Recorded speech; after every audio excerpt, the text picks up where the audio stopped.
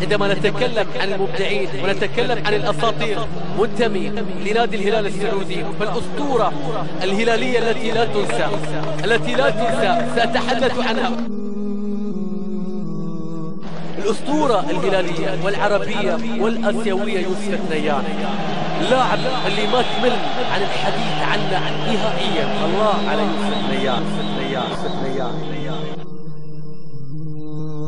الله على أبو يعقوب، لاعب وجهة نظري كان في القارة الخطأ، هذا كان مفروض يكون في أمريكا اللاتينية.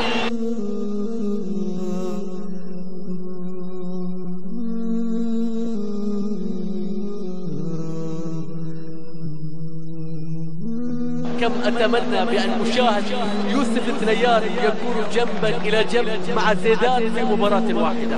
الله على يوسف، أسطورة سعودية بحق وحقيقة، نجم من الصعب على قارة آسيا أن تعيد لاعب بتلك المهارة.